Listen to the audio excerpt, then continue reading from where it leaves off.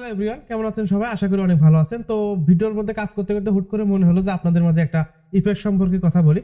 তো ইফেক্টটা আমরা বিভিন্ন সময় বেশিরভাগ ক্ষেত্রে যে মিউজিক ভিডিওগুলো আছে এখানে কিন্তু অহরহ আমরা এই ইফেক্টটা দেখতে পাই, যেমনটা আপনারা এই ভিডিওতে দেখতে পাচ্ছেন।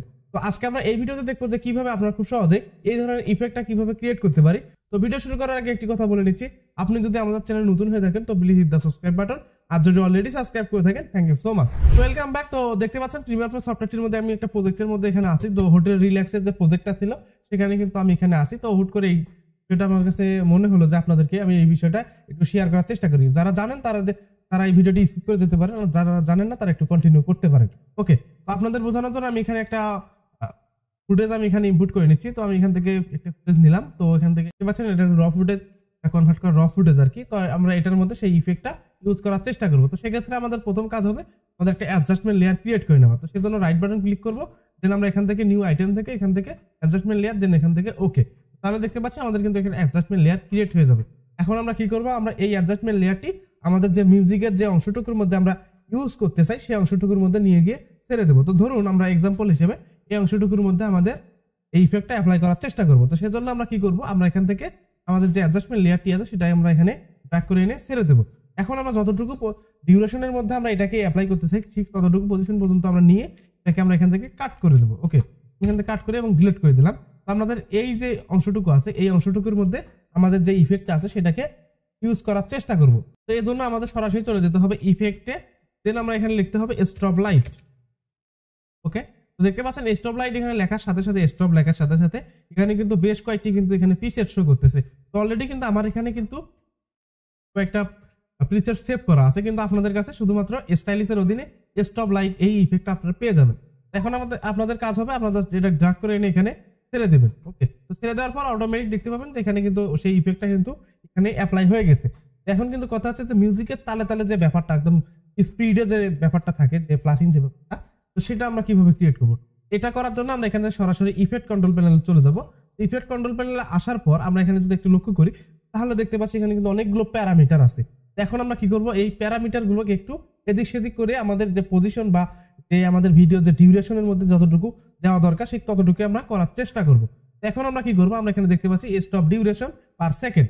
আমরা কি করব, আমরা এখান থেকে এটাকে 0.70 আমরা এটাকে করে দিতে পারি, এবং এখান থেকে স্টপ পাইরট সেকেন্ড যেটা আছে জাস্ট আমরা এটাকে 0.15 এটা দিতে পারি। এখন যদি আমরা এটাকে প্লে করি তাহলে দেখেন কেমন দেখা যায়।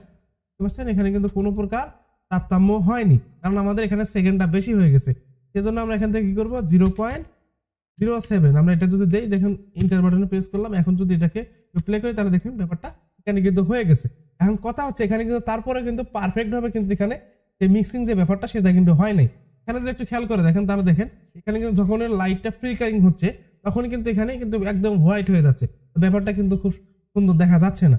সেজন্য আমরা কি করব, আমরা এখান থেকে এটা যে অপাসিটি আছে অর্থাৎ স্টপের উইথ অরিজিনাল যে অপাসিটিটা আছে সেটাকে আমরা 50 করে দেবো। অর্থাৎ যখন ফ্ল্যাশ করবে তখন আমাদের ফুটেজটা একটু দেখা যাবে, আবার ফুটেজটা মধ্যে ফ্ল্যাকিং যে ব্যাপারটা সেটাও থাকবে। সেজন্য আমরা কি করব, ব্লেন্ড উইথ অরিজিনাল যেটা আছে এটাকে আমরা 50% করে দেবো।